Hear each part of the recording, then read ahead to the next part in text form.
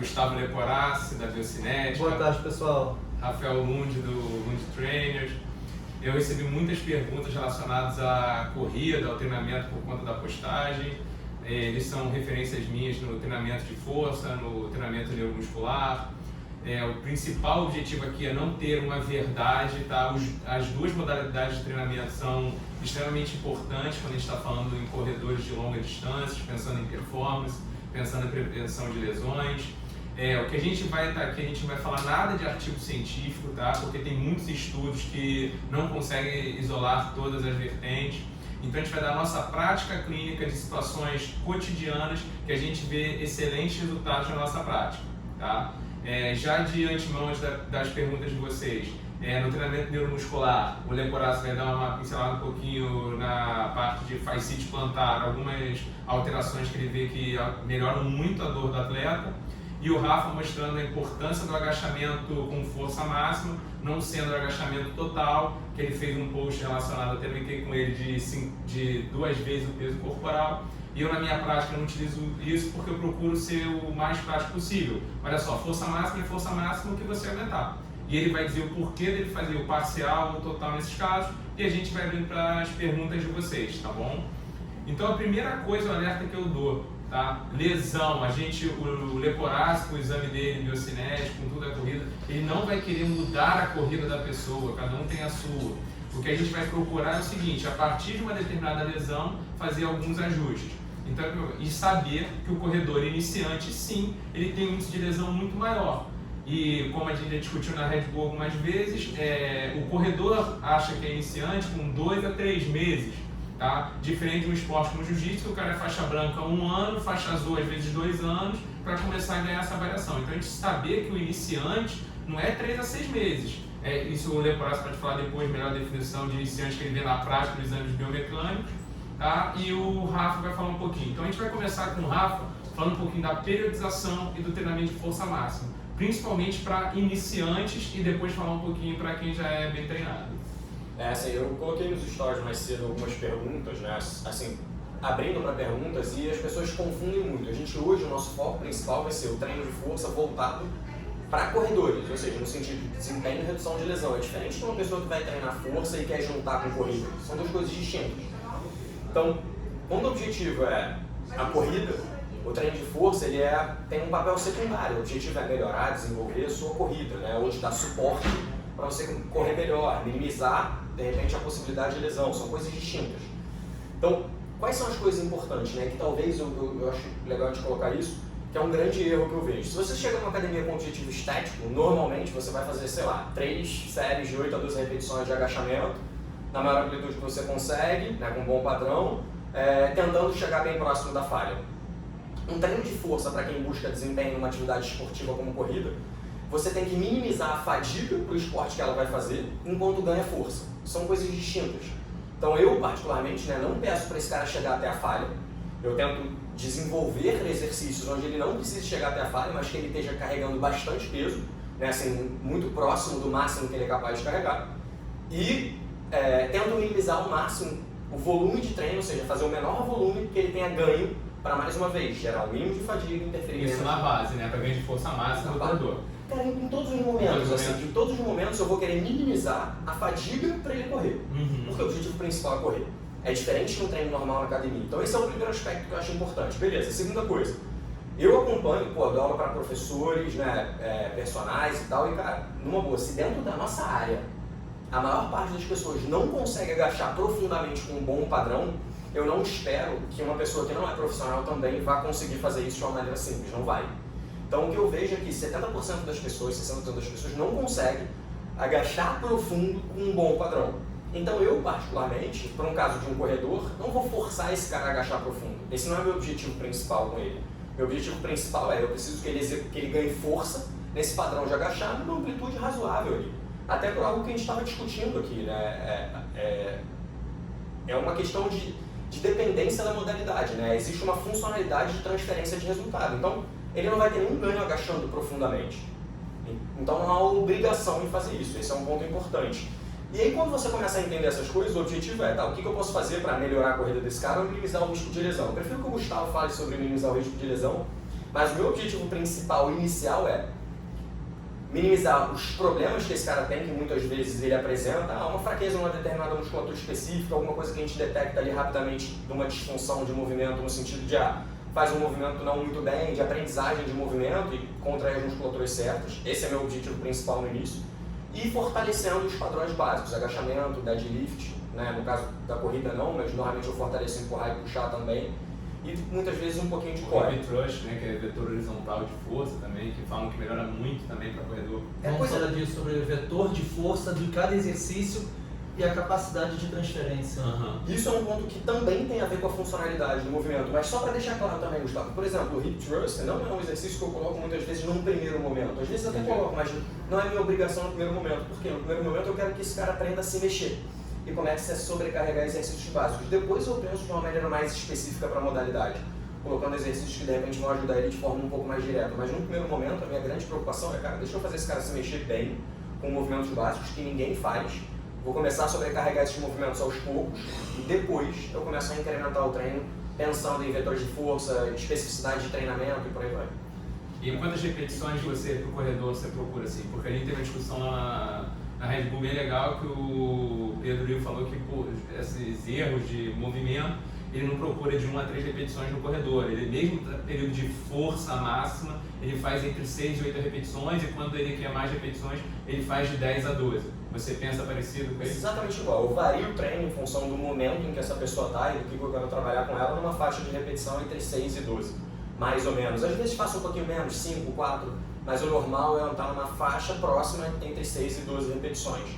Numa fase inicial, até por uma questão de massificação de movimento, automatização de movimento, eu uso um pouco mais de repetições, 10, 12 e tal. Mas depois, com o tempo, o que eu quero é sobrecarregar e fazendo com que ele ganhe força máxima. E para ganhar força máxima, eu preciso colocar peso. Para colocar peso, eu preciso diminuir o número de repetições. Mais uma vez, porque meu objetivo não é gerar fadiga local, eu não quero chegar até a falha. Então, eu vou fazer, é um processo que vai acontecendo naturalmente. Eu vou aumentando o peso à medida que diminuo repetições. E eu faço questão da experiência clínica, né? Na minha praia, eu tinha uma dor na região lombar, eu tinha muita dificuldade de operar com colete de chumbo, não conseguia mais jogar futebol de salão. Fiz yoga, fiz pilates, fiz tudo que é aquela coisa mais tradicional que nós ortopedistas indicamos. Todos os ortopedistas indicam. E treinando na época com a Lu, com o Jun fala assim, força máxima, tem que ter força para carregar esse colete, tem que ter força para carregar esse colete. E eu com ele comecei a treinar força máxima, então era de 1 a 3 repetições mesmo, e meu ganho de força assim, tanto é que eu fico 45 dias sem treinar, eu volto, eu mantenho uma força que eu não tinha antes, e minha dor melhorou muito com força máxima na região lombar. Eu tenho edema de vértebra. Eu gosto sempre. Então eu falo assim, na minha experiência clínica eu procuro indicar o que deu certo no meu caso. Talvez não dê certo para outra pessoa e por isso que eu tenho que ter bons profissionais para ensinarem, entendeu? Isso é uma experiência minha. Uma coisa que, boa tarde pessoal, uma das coisas que eu acho talvez mais importante para a gente começar definindo é o que é treinamento neuromuscular. Porque isso é um termo que as pessoas falam, treinamento neuromuscular é treinar força máxima, não é treinar força máxima. Mas o objetivo de todo o treinamento, quando a gente pensando em algum esporte, treinamento de força, é a gente conseguir fazer o máximo de transferência daquela valência que a gente está treinando para o esporte. O treinamento muscular é uma das partes do treinamento de força. A gente chama de habilidade específica, né? Eu vou falar exatamente disso, que é o seguinte, pessoal. Uma das coisas, na área de aprendizagem motora, a gente pode dividir de uma forma bem global em habilidades motoras gerais, que é a capacidade de agachar, levantar, de deitar. Esses movimentos são padrões, e movimentos técnicos, habilidades técnicas.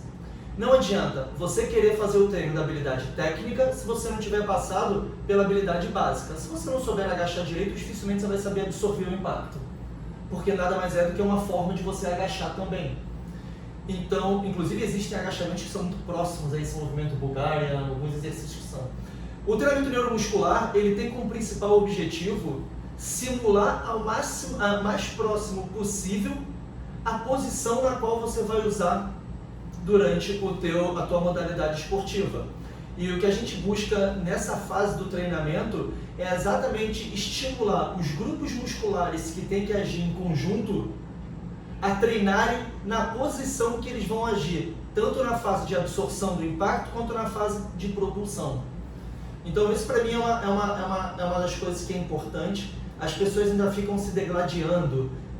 Não, mas eu sou mais de treinamento neuromuscular, eu sou mais de treinamento de força máxima, enquanto que na verdade eles são coisas que têm que correr em paralelo. Não consigo ver eles não correndo em paralelo. Eu sempre faço uma analogia para os meus alunos, para os meus pacientes, que o treinamento de força convencional, que o Rafa está falando, treinamento de força, treinar, ganhar força do cara nos movimentos básicos, é como se fosse te dar a competência de uma lâmpada. Você vai botar uma lâmpada de 60 watts. Só que não adianta depois você ter essa lâmpada de 60 watts sem você ter uma fiação que comporte essa lâmpada de 60 watts. Da mesma forma, não adianta você ter uma fiação super blindada, super bem acabada, se tua lâmpada é de 30 watts. Então, eu sou uma pessoa que, quando eu vou pensar, eu sempre penso nessa área de periodização como um contínuo, que é o que a gente vai começar a conversar, né? Eu até queria usar isso como exemplo, assim, né? É óbvio que, de maneira geral, assim, tem que haver, e eu concordo 100% com o Gustavo, tem que haver uma integração entre essas coisas. É porque, por algum motivo, dentro das nossas áreas, assim, né, no que diz respeito ao treinamento, parece haver um ou outro. De polarização, né? Uma polarização. Acho que é reserva de mercado. Acho que quem faz treinamento neuromuscular quer dizer que o dele é melhor. Quem faz treinamento de força quer dizer que o dele é melhor, com medo de perder o cliente. Isso que a gente vê em todas as áreas relacionadas à saúde, né? Como se o doente não fosse uma pessoa, fosse um patrimônio da instituição, do professor. Então isso eu acho que essa integração é óbvio, são coisas distintas, assim. É óbvio, se eu estou pensando, o nosso é o quê? Prevenção de lesão na corrida. Se eu estou pensando no envelhecimento saudável, lifestyle, viver bem, agachar, sentar para ir no vaso sanitário, é óbvio que treinamento de força não pode faltar na vida de ninguém. Então, acho que treinamento de força é uma coisa que não pode faltar na vida de uma pessoa. Para prevenção de osteoporose, sarcopenia, infecções urinárias, fraqueza, você pode depois... Enfim. Agora, se a gente está pensando em prevenir lesões no esporte, essa pessoa tem que ter aquela força dela, e foi o que o Leporassi falou. Como é que a gente vai poder fazer com que o nosso cérebro, durante aquele esporte, depois de 30 km de uma corrida, fazer com que ainda você tenha energia para chegar naquele músculo específico. Isso exige, porque nós seres humanos, a gente sempre procura o quê? Economizar energia. Certo. Principalmente quando você tem uma prova de longa distância, você já está com o teu histórico. Aí entra nutrição, entra tudo que a gente vai falar nessa parte hoje, que é fundamental. A gente tem atletas que têm lesões musculares, você avalia, tem algumas alterações mecânicas, mas na verdade a grande deficiência é nutricional. Isso a gente não vai entrar aqui hoje, mas existem e são muito prevalentes. Então a gente tem que saber certinho como é que a gente vai treinar essa pessoa para uma situação de estresse, com uma produção de cortisol elevada, com uma deficiência calórica na prova, o cérebro continuar ativando aquela musculatura. E isso é um trabalho árduo, né? Trabalho, e tem que estar treinando sempre, senão você também esquece. Igual musculação. Você vai treinar força, você perde força. Você para de fazer ativação muscular, você vai entrar numa amnésia, como falam, que eu acho um termo bem errado. Na verdade, assim... uma das coisas que, levando isso em consideração, e eu acho que vale a pena a gente levantar o ponto, eu acho que passar de uma forma rápida, acho que porque isso é uma onda que a gente estava conversando agora com o Manel antes. Cuidado, pessoal, não confundam fazer um treino funcional, ou seja, colocar o cara fazendo um treino muscular para melhorar a competência dos músculos agirem de uma maneira próxima à corrida, a reeducar o movimento da corrida. Esse ponto que eu ia entrar. Esse é um ponto que existe ainda hoje uma máxima de que, não, eu não preciso fazer uma avaliação biomecânica, ou não faço uma avaliação biomecânica, ou não importa a minha corrida, porque eu não vou mudar o padrão. Ou tem o lado oposto, né, que também é uma polarização. Existe a forma perfeita de se correr, e se você não correr dessa forma, você vai aumentar o seu risco de lesão. Então, isso, pessoal, a gente tem cada vez ter mais cuidado. Não existe forma certa de se mover. É só você ver uma maratona, as pessoas correndo, cada um correndo de um jeito, e as pessoas vão completar a prova daquele jeito, e a gente não vai procurar isso nunca. O que a gente tem obviamente, quando a gente está fazendo treinamento de força, um treinamento neuromuscular, o que a gente busca é um alinhamento adequado durante o treinamento, de forma que a gente consiga gerar maior solicitação do músculo A, B ou C. Mas isso não quer dizer que durante sua competição de crossfit ou sua competição de corrida, durante sua maratona, você tenha que fazer uma correção da sua mecânica. Nem sempre a gente foca nisso no nosso treinamento. O Gustavo começou a falar algumas coisas, mas é porque tem algo que eu vejo ser muito comum. A Gilmar pode falar, vocês dois podem falar mais. Mas eu vejo muito dentro da corrida as pessoas terem essa preocupação em fazerem os seus treinamentos ditos funcionais, e a gente poderia abordar, fazer uma live só sobre treinamento funcional, que existem várias coisas para a gente falar a respeito disso, né, várias definições inclusive, mas o meu grande medo, eu muitas vezes acabo falando sobre treinamento de força, e né, um dos motivos pelo qual eu vim aqui foi para falar sobre treino de força máxima, é porque muitas vezes as pessoas ficam focadas nessa característica funcional, mas esquecem que ela tem que ter uma lâmpada maior, uma lâmpada forte, porque eu vejo muita gente que corre demais, mas mal consegue agachar com o próprio peso, ou mal consegue se segurar numa perna com o próprio peso. A corrida já tem uma fase de propulsão, você tem uma fase aérea, ou seja, você vai ter que segurar o seu peso todo numa perna só. 2 a 3 vezes o peso do corpo. 2 a 3 vezes o peso do corpo, você não tem o mínimo de força para aquilo, você mal consegue agachar com as 2 pernas, você mal consegue fazer um movimento normal, a gente não está nem falando dentro da funcionalidade da tarefa. Isso é uma coisa que me preocupa. Eu nem sei se eu deveria falar isso, mas eu estava debatendo com o Gustavo, que ele falou, cara, às vezes a gente vê uma pessoa que é um filé de borboleta, assim, uma pessoa que não tem força nenhuma e que já quer fazer um treinamento que está lá na frente, que está muito evoluído. E aí, a minha grande preocupação com relação ao treinamento é essa. Deixa eu te dar pelo menos uma base mínima para que você consiga ter um grande, o Gustavo chamou de lâmpada, eu chamo de um copo grande, assim, para botar bastante coisa lá dentro de treinamento.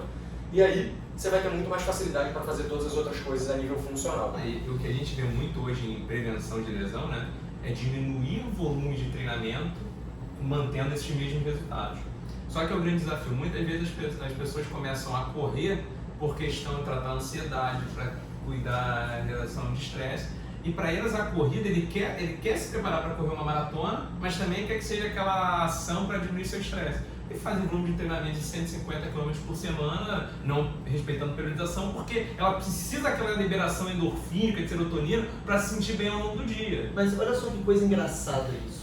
O que é uma lesão de uma forma geral, pessoal? Tentando simplificar ao máximo. É um desequilíbrio entre entre o quanto de sobrecarga você coloca no seu corpo, ou seja, quanto de treinamento você está fazendo e quanto o seu corpo tem competência física para aguentar. Se a sua competência física é muito baixa, você não precisa de um treinamento alto para desequilibrar essa balança. Se sua demanda física externa de treinamento é muito alta, você tiver uma capacidade física normal, você talvez também não aguente. Então é óbvio, quanto maior for aquela demanda de treinamento, ou seja, quanto mais a pessoa for engajada no treinamento, quanto mais longas as provas, mais intensas ela for a intensidade da corrida, maior vai ter que ser essa competência que o Rafa está falando e a competência que eu também estou falando de transferir toda essa força para a corrida. Além disso, dormir, comer, trabalhar, fora todas as outras cuidar, variáveis, exatamente. Então é muita coisa que a gente volta. Pegando essa parada que o Gustavo falou, desculpa te interromper no meio, é só por um detalhe importante. Assim, eu sei que tem muita gente que vai correr porque, assim, se sente bem, vai correr 100 km por semana, vai fazer uma prova gigante, uma maratona e tal. Cara, mas lembra que você pode, com um treinamento mínimo de força, 2 vezes por semana, 20 a 30 minutos, talvez já ter muitos dos benefícios que a gente está falando aqui. Então é um tempo curto que você vai ter, 40 minutos, 1 hora por semana que você vai ter que dedicar para ter um benefício, uma possibilidade muito grande daqui para frente. Eu acho que é uma parada pequena que vai te dar um benefício muito grande lá para frente. É porque as pessoas acham que força é hipertrofia, né? Confunde, é por isso que eu falei desde o início. Não é. É um treino voltado só para o que você quer. São 20 a 30 minutos fazendo o que você quer ali. Às vezes, dependendo do caso, nem é necessário isso tudo. Essa colocação é muito boa, porque às vezes chega uma pessoa assim, eu tô com muita dor, sou corredor. Aí eu falei, mas como é que é essa preparação? Eu faço treinamento funcional.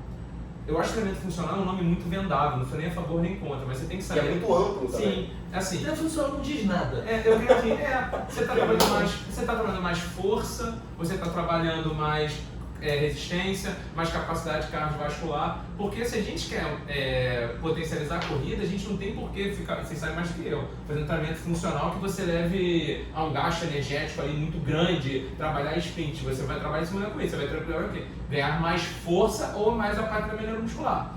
Então, o treinamento funcional na corrida, se você trabalha altos volumes de corrida na semana, nesse funcional o quê? Neuromuscular e força. Mas não assim, sei se eu tô falando besteira. o grande problema que a gente fala quando a gente usa o termo treino funcional, o que vem à cabeça hoje assim de uma forma bem global é uso de superfícies instáveis, uso de bolas, uso desses bozus, de balancinho. Acessórios funcionais. O treino funcional ele é quase praticamente um treino circense. Você vai fazer um treino que é de circo. Você tem que ficar em cima do bozu com uma perna, uma mão você faz assim, a outra você faz assim. Por que não? Porque aí você está treinando a estabilidade do seu tornozelo. Pessoal, uma coisa é importante. Para a gente conseguir o máximo de transferência de um treinamento para a tua performance, para o teu gesto esportivo, para a tua mecânica esportiva, você tem que se aproximar ao máximo da lesão. Uso de bases instáveis, esse tipo de estruturas é errado? Claro que não é errado. Não tem problema nenhum você usar. Eu particularmente uso muito pouco, porque eu prefiro gerar a instabilidade que eu preciso com outras ferramentas.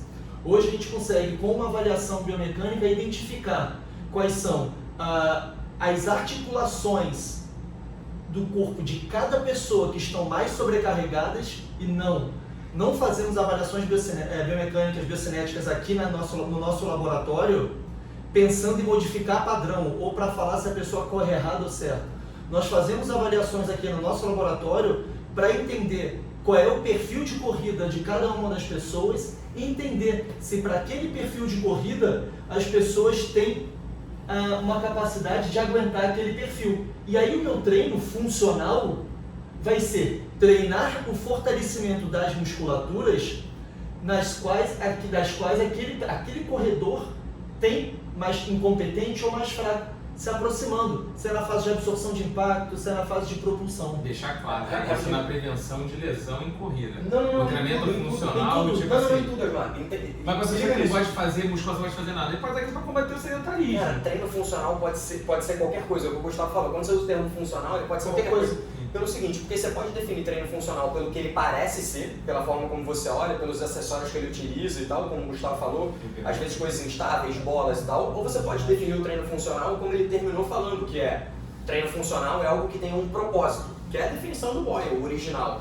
Cara, treinamento funcional é o que vai te direcionar para fazer alguma coisa. Então, a gente ainda não abordou isso, mas uma das coisas importantes sobre vetor de força é que, para eu me deslocar para frente, eu preciso fazer uma força para trás. Então, o vetor de força pode ser diferente, não precisa ser um vetor de força para cima, ele tem que ser para trás. Então vamos lá. E vai se encaixar perfeito, na real. Então, assim. Talvez você tenha que mexer na câmera só. Talvez. Na de lá não. Tá. Mas, cara, então assim, entende? Quando a gente usa o termo treino funcional, ele pode ser entendido como algo que você faz de forma aleatória, que é o que está na cabeça do Gustavo, que envolve deslocamento, equilíbrio, não sei o que lá, ou ele pode ser feito com um propósito específico. Um propósito onde eu vou tentar chegar o mais próximo possível da função que eu preciso executar naquela tarefa. Ou seja, eu quero minimizar um problema relacionado a que foi detectado numa avaliação mecânica, e vou usar o mais próximo daquela tarefa possível. E a gente tem um exemplo claro aqui que a gente já tem isso programado para falar. Pessoal, vamos pensar. Qual é o exercício, Rafa, você executa aqui rapidinho? Vamos lá. Qual é o exercício que a gente mais usa? Não, mas vamos dar a patologia. Contextualizar. Um exemplo, assim. Não, mas somente, eu acho que antes disso a gente falar sobre só um exemplo. Qual é o exercício, pessoal? Só para vocês entenderem o que o Rafa comentou agora de direção do vetor de força. Qual é o exercício a musculatura mais importante para propulsão na corrida é a musculatura de panturrilha.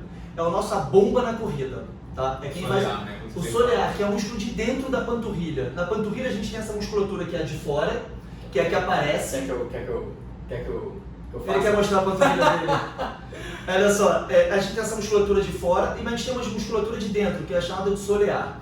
Mas vamos simplificar. A gente tem a musculatura de panturrilha, que em geral é propulsão. Qual é o exercício mais convencional que a gente faz? Aquele para cima, não é? O cara faz força, ficar na ponta do pé, força para cima.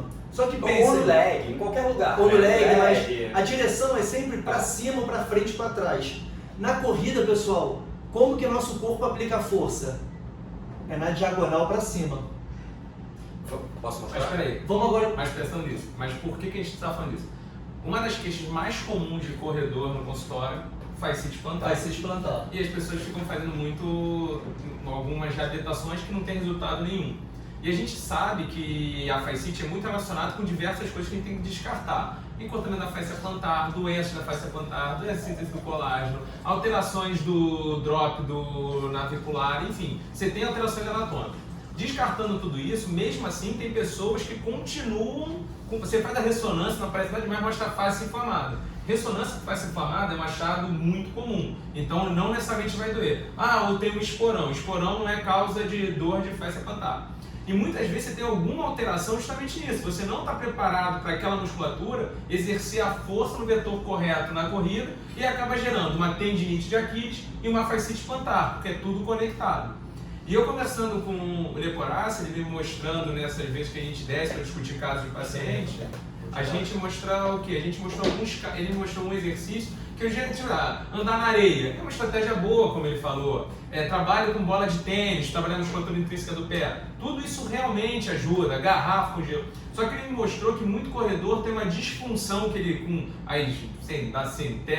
o bando de avaliação que ele faz, ele identifica muito isso em corredor com fascite plantar. E ele começou na prática dele a acrescentar esses exercícios nessa alteração e mostrando ótimos resultados para essa dor. E eu falei que eu acho que seria ótimo eles mostrarem para vocês isso. Eu vou até ir para filmar, mostrando quem vai dar no Rafa. Vamos lá, pessoal, só para vocês entenderem. Lá também, tá? Quando a gente faz uma avaliação biocinética, a gente identifica o teu perfil de corrida. Eu não busco por movimentos certos ou errados. Eu busco pelo seu perfil de corrida e qual musculatura que eu preciso focar mais no meu treino neuromuscular, de forma a gerar maior competência para o seu corpo. Quando a gente pensa na panturrilha, que é a bomba que a gente tem na corrida de propulsão, qual é o exercício mais comum? Vai lá. Eu fico de frente ou de lado? Fica de frente para mim aqui, de frente para mim. Tá bom? Ficou tá aqui? Bom aqui, ó. O exercício mais comum que a gente prescreve, que a gente vê nas academias de uma forma geral, é esse. Só que repara, pessoal, quando a gente está na corrida, pode fazer de frente. Quando a gente está na corrida, uma das grandes questões é que a panturrilha faz propulsão, o nosso corpo está em qual posição? Nessa posição. Tudo bem?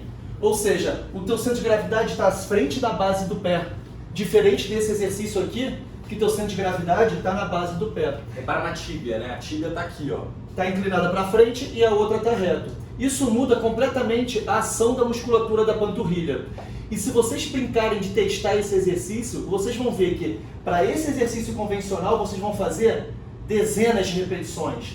Quando você colocar ele à frente e só pedir para ele fazer o vetor na diagonal, Rafa, encosta a sua cabeça na minha mão. Vou sair, pessoal, não estou na posição correta, só para vocês verem, pronto. Reparem o movimento de diagonal, que é exatamente com o centro de gravidade dele na frente do pé. Então essa já é uma adaptação funcional a um fortalecimento de panturrilha. E muitas vezes a gente sente a força no quinto metatarso, no quinto dedo, né? O grande Rafa? problema, Rafa, agora você vai virar de costas para eles. O grande problema, pode segurar aqui em mim, é que uma das coisas mais comuns, pessoal, eu vou ficar perto da câmera para vocês verem. Quando a pessoa faz flexão plantar, ela joga o peso para a parte de fora do pé. Olha o pé do Rafa aqui, como é que está indo todo para fora. Vocês estão vendo? Toda a força dele está na região de fora do pé. Isso, por muitas vezes, é por uma incompetência dessa musculatura lateral. E isso aqui, nessa posição, quando você aplica... tendões fibulares, né? Tendões fibulares, que é o nome dessa musculatura. Quando você aplica força com a panturrilha nessa posição, você reduz a competência da sua panturrilha em te propulsionar. Então, uma das adaptações que a gente faz no nosso treino funcional é exatamente gerar estímulos de instabilidade, sem usar bases estáveis, para corrigir esse pé durante o exercício.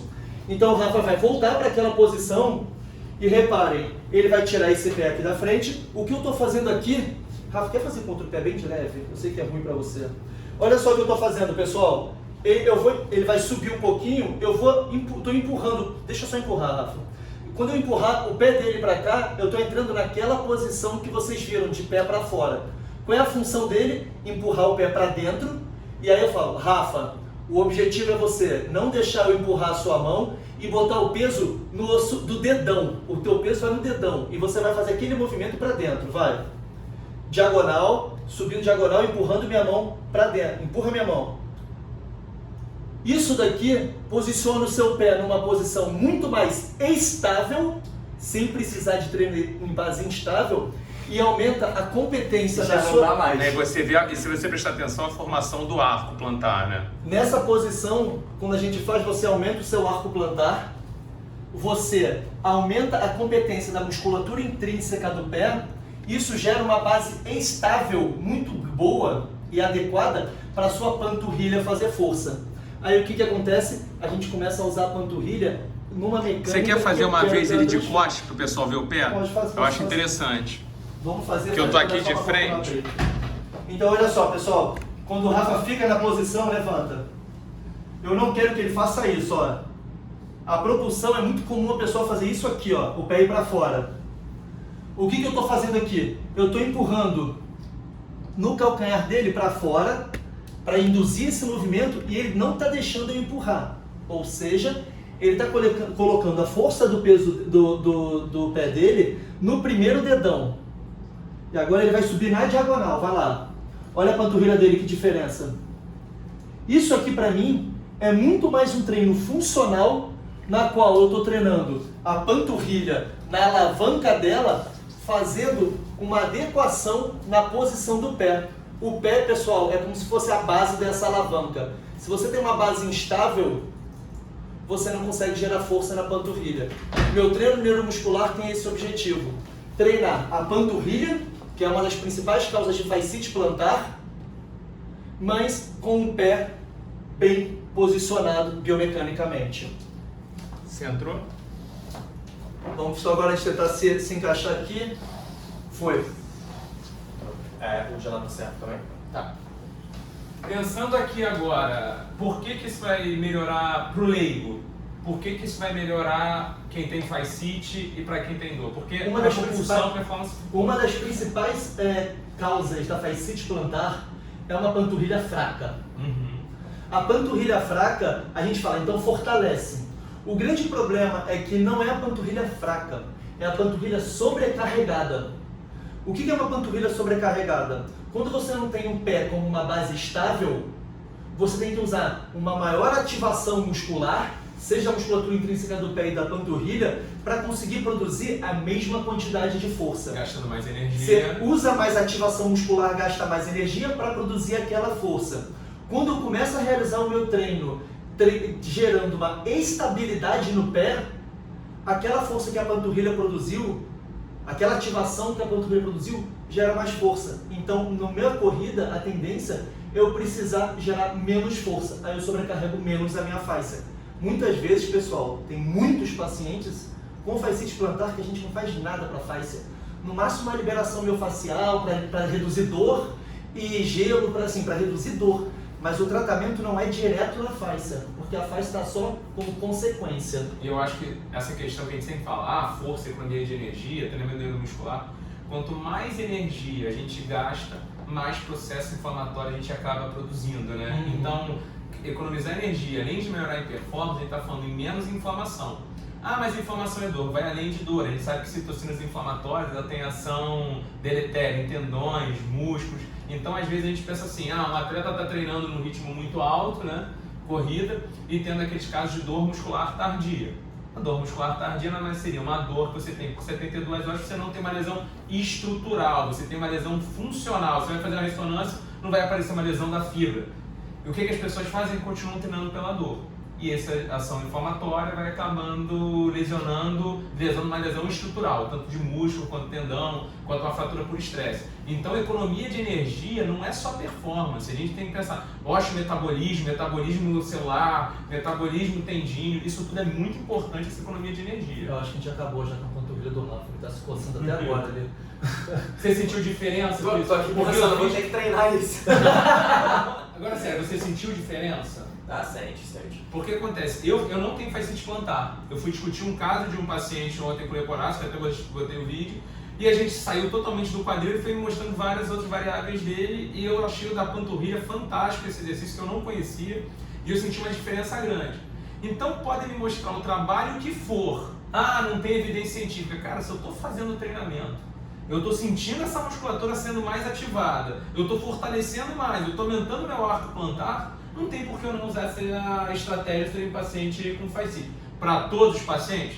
Não, tem paciente, como eu falei, tem alteração óssea dos ossos do médio pé, tem paciente que tem Haglund, que era um encurtamento de Aquiles, que é a gente está falando em paciente que a gente descarta alterações anatômicas e tem essa alteração de movimentos e ativação neuromuscular. Por isso que a anatomia sempre é muito importante. O grande ponto, talvez, desse tipo de treinamento é você entender.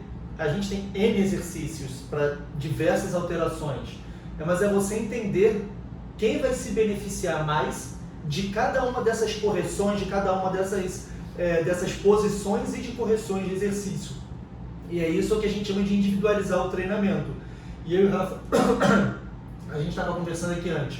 É óbvio, uma pessoa que não pratica a corrida de uma maneira assídua, como o Rafa ele no máximo pratica a corrida como exercício de saúde ali, não como uma forma de esporte. Ele talvez não tenha uma necessidade tão grande de ter um treinamento da panturrilha dele para essa posição. O que é diferente, ou seja, talvez num treino de base, você não precisa ficar focando nesse tipo de exercício. Mas é óbvio, se você quer fazer um treinamento no qual o posicionamento é ideal e você fez um treino antes de carga muito altas, esse treino vai ser ruim. Não se treina controle de movimento em fadiga. Cuidado, isso é um erro muito grande. Isso em qualquer esporte. Isso a gente CrossFit, a gente pega um monte de A gente tem uma cultura ainda de falar, não, mas agora esse exercício de controle, de posição, de concentração, eu deixo para o final, que é quando eu já estou em fadiga. E isso vai melhorar? Não, é o contrário. O objetivo do treinamento é aumentar o teu lastro, ou seja, fazer com que você demore mais a alcançar a fadiga e não treinar o seu corpo dentro da fadiga, tá? É óbvio, a gente vai treinar o corpo dentro da fadiga? Sim, mas quando de corrida, né? O próprio treino em si. Mas o grande ponto é que quando eu penso em padrão de movimento, em transferência de força, fazendo uma ativação de complexos musculares associados, eu tento trabalhar o mínimo desse cara já em fadiga. Eu dentro dos meus treinamentos, né, eu uso diversos termos, objetivos e necessidades. Quando você detecta que isso é uma necessidade dentro do seu corredor, por exemplo, na minha cabeça isso entra como uma prioridade no treino. A prioridade tem que vir antes. Então esse é um ponto importante, né? O Gustavo falou, imagina você querer trabalhar esses mínimos detalhes comigo já em fadiga completa do treino. Não tem como. Não corrige, ele não consegue fazer, o pé dele não ajusta.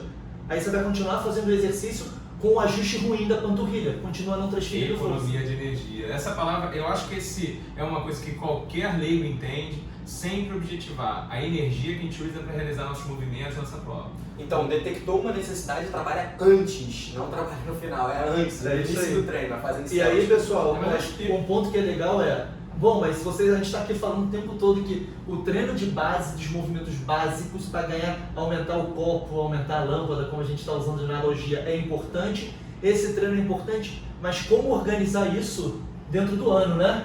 Dentro de o que a gente chama de macrociclo, que é o seguinte, você vai fazer uma preparação para uma maratona.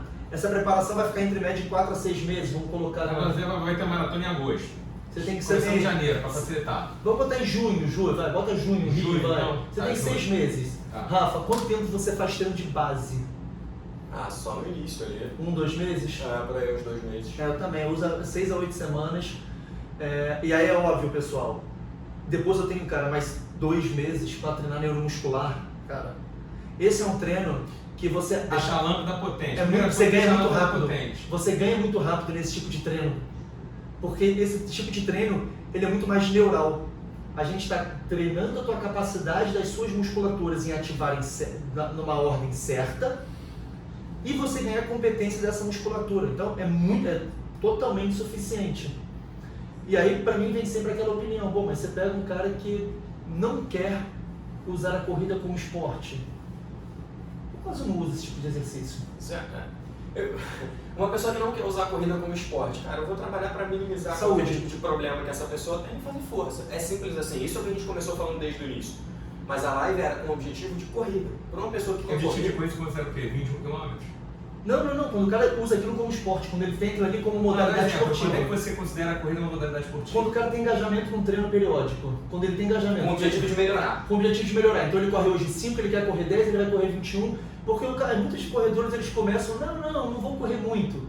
Mas daqui a pouco o cara está se engajando. Apaixonante, se o cara... Ele às vezes nem corre tanto, mas ele corre 10 num tempo cada vez menor. Mas se ele procura uma assessoria esportiva, ou se ele tem... Um exemplo, eu tenho amigos que correm de 15 quilômetros, cada vez faz um treino dele, não quer nada, é como uma sessão meio de terapia, dando volta na lagoa, indo pra praia, para quem não mora no Rio, entre 15 e 21 quilômetros. Esse cara tem um volume de treino que não é um volume altíssimo, mas se ele tiver uma competência física muito ruim, ele pode se lesionar. Mas então, esse cara, ele não tem esse objetivo todo, não tem corrida, mas é interessante fazer esse treinamento. Mas aí eu pensaria antes, eu faria uma avaliação nesse cara, minha visão de, faço uma avaliação e entendo. Esse cara, a gente ainda fica buscando se o cara tem fatores de risco. Eu não busco mais se o cara tem fatores de risco. Esse cara tem um perfil de risco alto, ou seja, ele é um cara que está em alto risco de se machucar. ou seja, é um cara que fisicamente ele é incompetente, que o movimento dele é um movimento que gera muita sobrecarga e o corpo dele não tem essa capacidade, pô, aí a gente sabe que qualquer pouco treinamento, 15 a 21 km, que não é algo muito grande, já é o suficiente muitas vezes para machucar. Mas cara, um cara que não faz nenhum tipo de treinamento, faz 15 km por si só, faz há 6 meses já, E não sente, não sente nada, Tem que se esse preocupar. cara, não é que não tem que se preocupar, eu me preocuparia se eu fosse assim, você quer aumentar? Não, beleza, mas é o seguinte, ó, cuidado, identifica quais são as suas variáveis de default. Fica atento a alguma dor. Então, já eu, né, isso pensando no treinamento neuromuscular específico, já eu sempre digo, cara, um pouquinho de força não faz mal pra ninguém. Fazer um mínimo de treino de força é algo que eu digo pra qualquer Eu pessoa, também. independente da idade, independente de quem seja, eu indico um mínimo de treinamento de força, especialmente se você resolveu se engajar em alguma atividade Tudo que a esportiva. gente falou, né? Só um ponto Osteoporose, importante. correria, funcionalidade, Um ponto mobilidade. importante. Pessoal, a gente pode combinar isso numa próxima vez de avançar mais dentro de exercícios e tudo mais. Mas uma coisa que é importante é, todos esses exercícios, esse que eu mostrei da panturrilha e diversos outros exercícios, eu termino a maioria dele em pliometria, que é treinos de salto, que é o que a gente chama de treino de potência. Mas isso já lá na frente, na preparação. Exatamente. Então, assim, não quer dizer que esse não é um treininho, que ele é um treininho levezinho. Além de ser um treino intenso, porque ele demanda um complexo de ativação muscular não usual, eu vou evoluir nessas posições funcionais para treinos de salto, para você ganhar potência durante a tua corrida.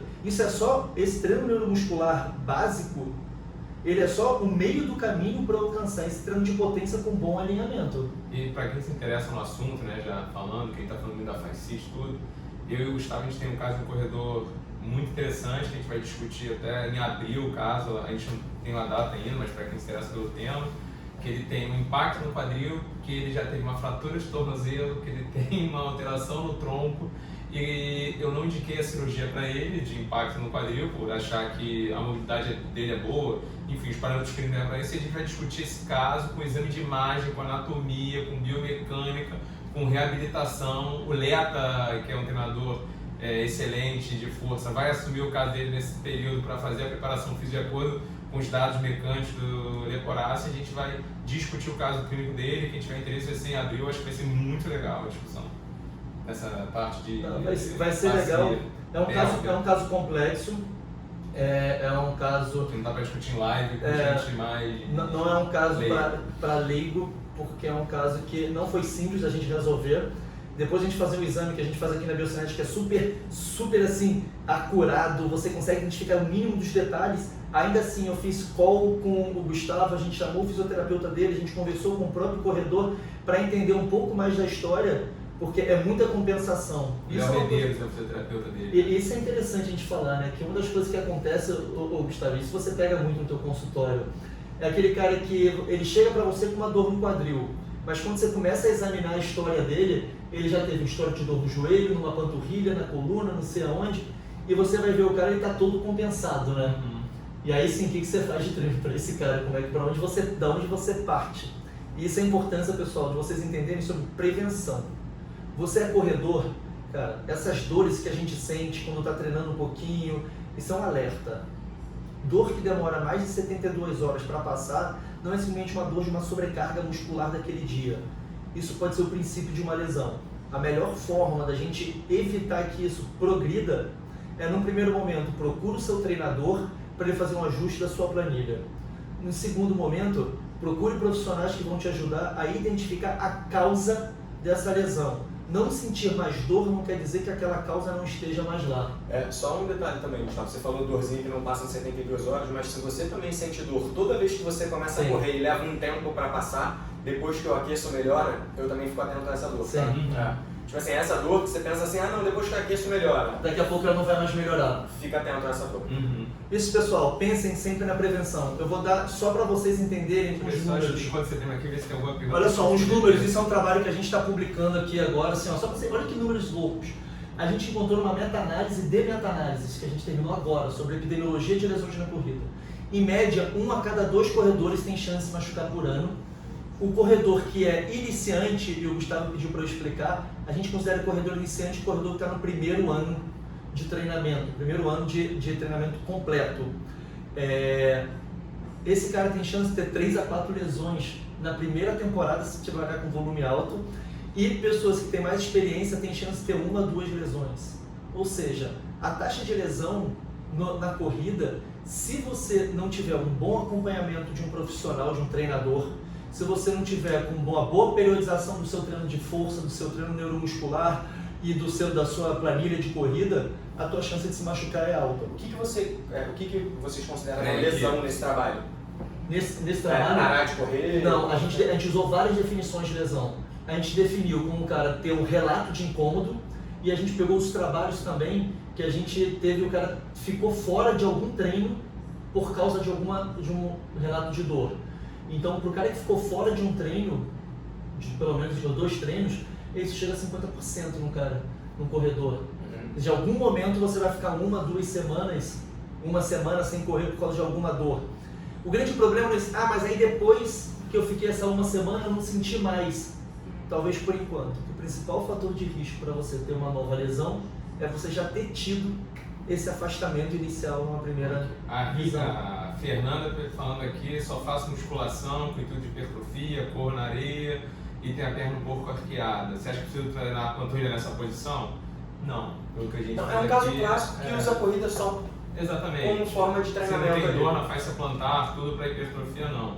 Para hipertrofia não, para hipertrofia pelo contrário. No treino convencional você vai botar mais carga e a carga tem dependência ali, né? Rita Torres, vocês vão abordar a síndrome da bandeira tibial? Eu acho que um tempo um pouco vasto, se sobrar tempo aqui, a gente pode dar alguns... Faltam 10 minutos. Faltam 10 minutos, a gente agora é a última vez. O Manel falou uma coisa aqui interessante, do treinamento excêntrico na prevenção de lesões na corrida. Pois a falha na maratona está muito mais pela carga excêntrica recebida do que pela necessidade de adaptação dele.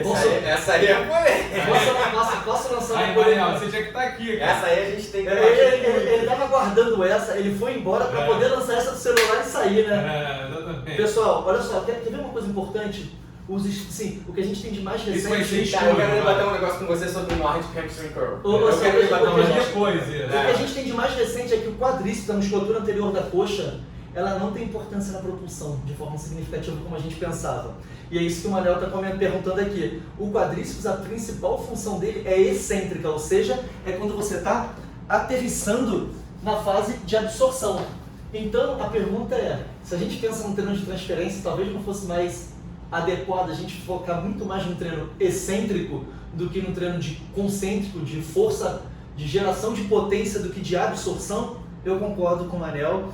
Para o meu treino para musculatura de quadríceps, dessa musculatura, quando eu percebo que o paciente tem um risco de lesão no joelho ou que o quadríceps contribui para aquela corrida do meu corredor de uma forma significativa, eu faço um volume de treino desses de frenagem bem grande. O grande problema é que a gente tem que ter certos cuidados. Não adianta você fazer um treino de frenagem lá, de absorção, se ele não tem um bom alinhamento do pé, do tornozelo, da bacia, do quadril, que o Rafa falou antes. Se ele não tem a base. Se ele não sabe controlar a bacia dele fazendo um agachamento com os 2 pés, ele não vai saber fazer isso aterrissando de um salto com uma perna só. Eu nem tento. Minha primeira opção é sempre, bota para ele agachar e vejo como é que ele faz. Agacha para frente. Faz movimentos simples para a gente ver como é que você está fazendo. Se no movimento fundamental você já não faz, eu espero que você não faça treino complexo, eu nem começo. Eu já vou para a base também. Eu vou a mesma filosofia. Essa pergunta do Felipe Trindade... Rapidinho. Essa é uma parada importante, assim, né? Treino excêntrico, tem se falado muito sobre treino excêntrico. Agora, quando inserir esse tipo de treinamento? LPO, vamos fazer uma live só de... Fala-se muito de LPO para potência, mas cara, quando você vai inserir esse treinamento? Se você não tem um mínimo de base, de movimentos básicos, cara, eu acho muito complexo você começar a inserir movimentos que tem um nível de complexidade maior ainda. Então, assim, eu acho que existem momentos para você fazer só para vocês refletirem e guardarem na ansiedade para uma próxima live. Quantos de vocês fazem um agachamento, por exemplo, com uma perna só? Acredito que muitos. Quantos de vocês já pararam para pensar que para você ter uma boa ativação dessa musculatura de quadríceps e musculatura de bumbum, você tem que ter sua pelve muito bem alinhada? Se sua bacia não estiver bem alinhada, você não vai ativar bem essas musculaturas, o seu treino vai ter um pouco efeito. Pô, tu já foi lá na frente, eu ia falar quem agacha bem. Muito bom. Mas é isso, quantos que conseguem agachar gente, com a bacia? Gente, vamos aqui, porque esses dois aqui vão viajar. Ele é esposa, não sei. Preciso parar de correr devido à dor na fascite? faz sentido, a gente tem que saber, como eu falei, existem milhões de causas. O ideal seria você saber se a questão é funcional ou anatômica. Se for funcional só, eu acho que aquele modelo clássico do gelo, de liberação, fisioterapia, esse exercício que o Leporassi ensinou, você tendo alguém para te orientar, pode ajudar se for uma questão só funcional. Você pode fazer esse teste terapêutico se não tiver um médico na sua cidade e tudo. Se não melhorar, aí não tem jeito. Tem que partir para os exames de imagem para tentar entender se tem alguma alteração anatômica. Cara, 95%, 99% dos casos que eu já atendi que tinham fascite plantar, independente de ser corredor ou não, melhoraram com fortalecimento e liberação. Só cuidar que fascite plantar é um negócio que demora mesmo, tá? Mas assim, melhoraram com fortalecimento e liberação. Correr com dores, talvez ou jamais. Estou com tendinite no tibial e a primeira meia maratona em Madrid, dia 29 de março. Socorro. Rebeca, o que acontece? Tendinite tibial, a gente tem que descartar sempre fratura por estresse da tíbia, né? Porque é comum, principalmente se você for iniciante e faz a primeira meia maratona. Entendeu? Então o mais importante é você não parar ou não de correr, ver se é só um processo inflamatório do tendão e a fisioterapia vai melhorar rápido, tendo uma fisioterapia. Você vai daqui a um mês para sua maratona, entra em tapering, ou seja, cara, você já vai entrar em baixa de volume, começa a fazer treino, cara, associado, acompanha para ver se não é fratura por estresse, para você não fraturar no meio da prova. Se for uma dor, cara, que você faltou um mês, em um mês, se você fizer treinos de cross-training, fizer natação, ciclismo, você não perde performance na corrida. Um mês você consegue manter. Então você não precisa ficar com volume de corrida para alcançar uma boa performance. Se você já fez uma boa periodização de treino, cara, você pode dar um descanso para as musculaturas da corrida usando treinos de força, treinos de ciclismo, natação, que não vão sobrecarregar essa região, pelo menos te dar uma gordura para nesse momento você não se machucar. Ariane, a gente não vai entrar, mas só para ver que eu penso, se no basquete também é o vetor de força diagonal.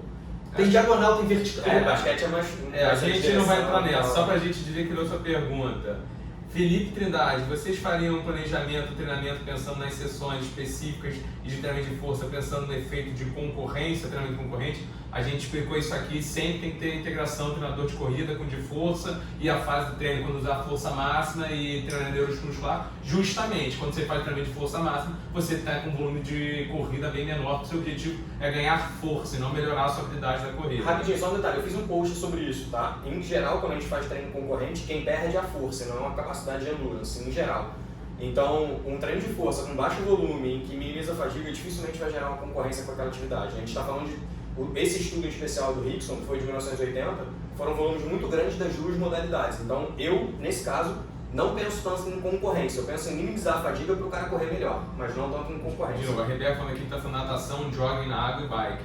Pensando em fratura por estresse, pode sim minimizar os danos, mas o mais interessante é fazer uma ressonância da perna e descartar edema na tíbia. E entender a causa, porque você fazer isso, você pode continuar se exercitando, mas não necessariamente você vai tirar a tua causa. O mais importante é não deixar essa reação por estresse tornar uma fratura maior ou uma fratura que precisa de cirurgia e depois você tratar a causa para essa reação de estresse não retornar.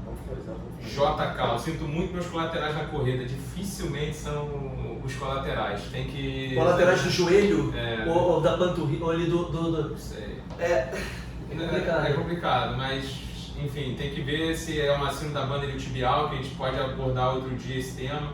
E a ideia é o quê? Justamente foi esse, pegar um treinador de força neuromuscular para a gente responder o maior número possível de perguntas. Dor é um aviso que o corpo está dando, mas a maioria acha isso legal. Sim, William, isso acontece bastante.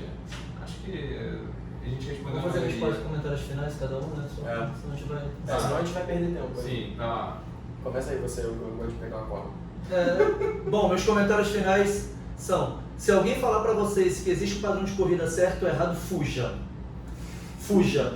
Isso não existe. Segundo, se alguém fizer ou propuser uma avaliação biomecânica para vocês, para modificar o padrão de vocês, fuja. A avaliação biomecânica tem que ser feita com o objetivo de identificar quais são as sobrecargas da sua corrida e entender se o seu corpo está preparado para aquilo. E te treinar. Podendo ou não modificar o padrão. Aí é muito mais complexo essa discussão. Entendeu? Cara, eu sou suspeito, assim, eu vim aqui para falar de força, eu acho que todo mundo tem que fazer força, melhorar a sua força máxima, ter um mínimo de força, e isso serve para qualquer modalidade esportiva, corrida, saúde, tudo. Então minha sugestão sempre é, ache uma modalidade que você consiga treinar força, mas que você consiga sustentar isso ao longo do tempo e ao longo do prazo. E aí pode ser uma atividade que envolva uma característica mais funcional, um cross-training ou alguma coisa assim, mas que de alguma maneira faça com que você ao longo do tempo esteja cada vez mais forte. Primeira coisa, quando a gente pensar assim, para o corredor valorizar uma lesão, 72 horas é o clássico, você tem um processo inflamatório pós-trauma, quando está no auge, que aparece às vezes dor muscular tardia. Óbvio que você não pode ter essa dor muscular tardia depois de todo o treinamento. Se você tem essa dor depois de um longão, a gente até entende, você não pode ter essa dor sempre, senão você está com algum sinal de alerta que você tem que procurar antes da lesão. Se você diminuir o volume de treinamento com o seu treinador e continuar com essa dor com 7 dias, eu uso, não é que seja o 7 na literatura, mas para facilitar a conta de vocês. Uma semana com dor, mesmo diminuindo o volume de treino, vai no médico para ele descartar qualquer lesão estrutural, qualquer alteração anatômica que pode dificultar muito depois do tratamento, às vezes precisa até de uma cirurgia por negligência inicial.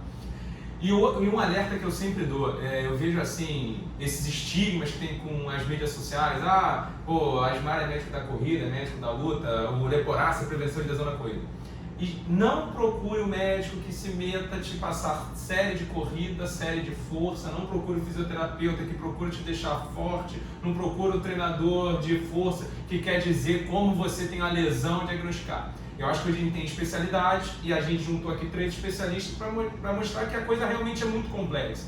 Isso não é parceria, não tem parceria com nenhum dos dois, não é reserva de mercado. Agora, se eu tenho uma questão de dúvida, de reação, de movimento a partir do exame de imagem que eu tenho, eu vou pedir ajuda para o Leporace. Se eu vejo que algum atleta precisa de um treinamento de força, eu vou chegar e vou falar com o Rafa desse treinamento. Não é que a gente precisa tratar sempre com um especialista para evitar problemas maiores. Eu acho que isso é que o que eu estou vendo de médico prescrevendo exercício, ortopedista prescrevendo dieta, prescrevendo anabolizante, treinador, tá uma confusão e o doente chega depois sem saber nem o que foi feito. Acho que ele finalizou, né? É isso. Pessoal,